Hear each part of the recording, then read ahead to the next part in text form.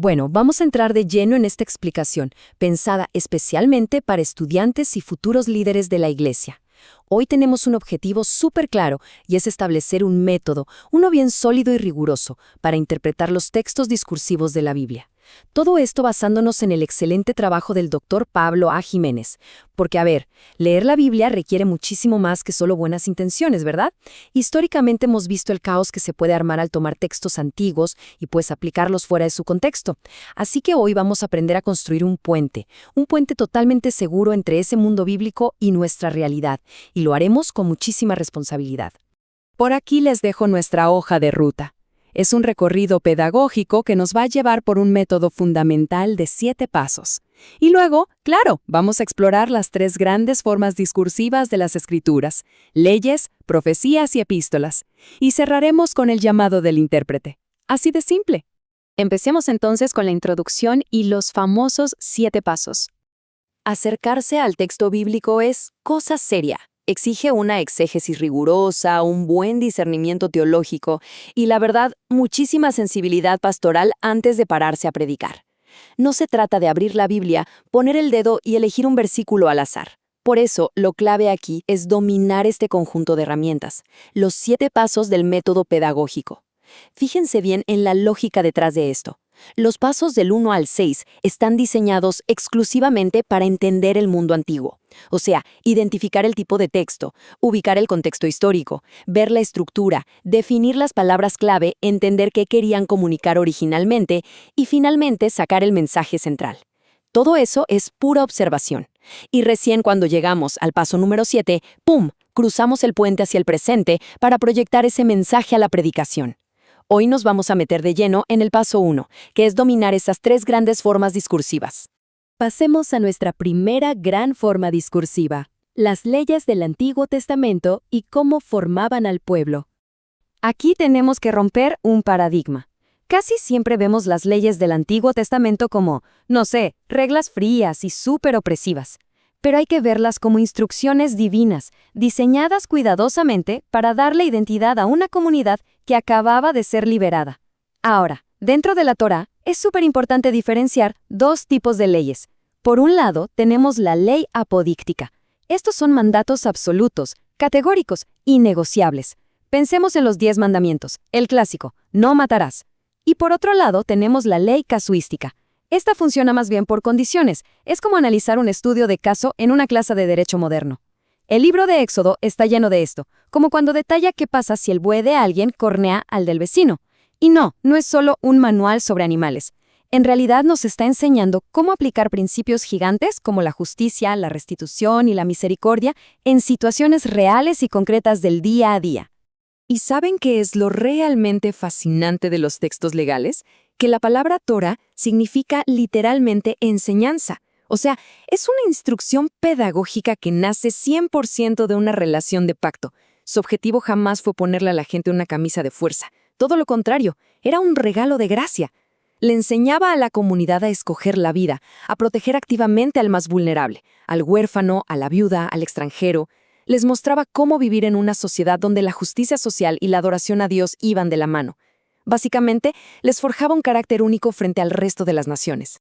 Avanzamos a la siguiente parada, las profecías, donde vemos denuncia, pero también muchísima esperanza. Este cambio de ritmo es interesantísimo, porque, a ver, cuando hablamos de profetas bíblicos, no estamos hablando de personas leyendo cartas del tarot ni adivinando el futuro. Quitémonos esa idea de la bola de cristal profética de la cabeza de una vez, porque eso libera muchísimo nuestro estudio. En realidad, quienes asumían el rol profético funcionaban más como abogados litigantes del pacto. Literalmente llevaban a la nación a un tribunal espiritual para presentar una demanda formal de parte de Dios por haber roto el pacto. Es una proclamación audaz que confronta la injusticia y la idolatría cara a cara, analizando la cruda realidad del momento. No buscaban satisfacer nuestra curiosidad sobre cómo se va a acabar el mundo, sino que llamaban desesperadamente a la comunidad a volver a ser fiel. Y al explorar estas formas proféticas nos topamos con algo que suena medio contradictorio, pero que es totalmente cierto. Hasta una profecía de juicio es en el fondo una excelente noticia. ¿Por qué? Pues porque llama al opresor a arrepentirse antes de que sea muy tarde. Y más importante aún, le promete a las víctimas de abuso que habrá justicia divina. Aparte del juicio y la salvación, hay formas riquísimas y súper creativas. Pensemos en los actos proféticos. Imagínense a Ezequiel recostado de un solo lado por meses, o a Jeremías rompiendo una vasija de barro en la cara de los líderes. ¡Una locura! No eran discursos aburridos, eran demostraciones visuales impactantes, puro teatro callejero diseñado para sacudir la conciencia de un pueblo adormecido y hacer que el mensaje fuera absolutamente inolvidable.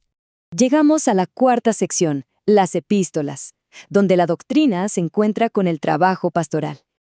Pasando ya al Nuevo Testamento, es vital entender que estas cartas no eran diarios íntimos ni correspondencia privada de los apóstoles.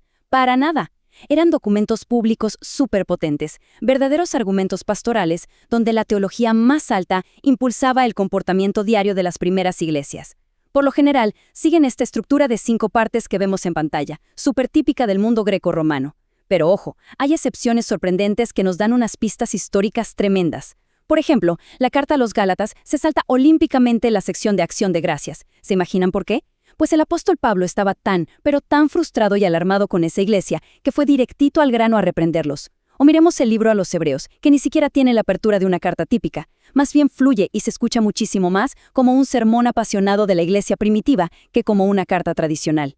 Y si miramos con lupa dentro de los grandes bloques del cuerpo y las exhortaciones, encontramos estas formas menores. Identificarlas es clave porque nos muestra cómo la iglesia del primer siglo lograba unir de manera brillante liturgia, ética y defensa de la fe en un solo documento. Aquí hay un término que debemos recordar, la parénesis, que básicamente es la exhortación moral práctica. Esos catálogos de virtudes y vicios que leemos no eran para enseñarles a ser buenos ciudadanos y ya, sino para formar un carácter basado 100% en su nueva identidad en Cristo. Otro ejemplo fascinante son los códigos domésticos, como los que están en Colosenses o Efesios. Eran instrucciones directísimas sobre cómo debían relacionarse esposos, esposas, hijos y siervos en el día a día. Básicamente, aterrizaban las verdades celestiales más profundas en la mesa del comedor de un hogar antiguo. Y esto nos lleva a una afirmación monumental. La cruz es el criterio contra el cual deben juzgarse las demás ideas y situaciones. Oigan bien, porque esto es clave para cualquier trabajo pastoral. En las cartas paulinas, la teología de la cruz siempre es el gran motor de toda conducta cristiana. Y esto nos sirve como una advertencia gigante.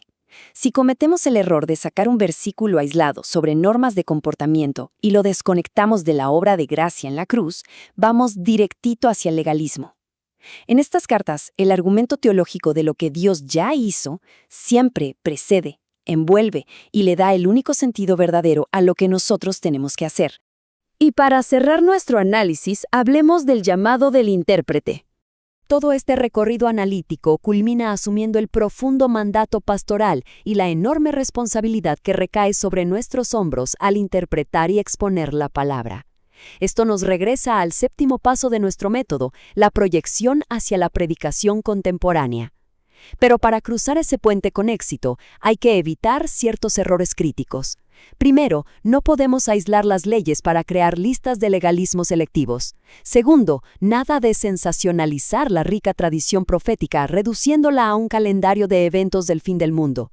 Y tercero, absolutamente prohibido predicar las epístolas como si fueran promesas individuales, olvidando que se escribieron para edificar y corregir a comunidades enteras. Evitar estos tropiezos garantiza que la enseñanza bíblica forme congregaciones maduras en vez de solo satisfacer intelectos curiosos.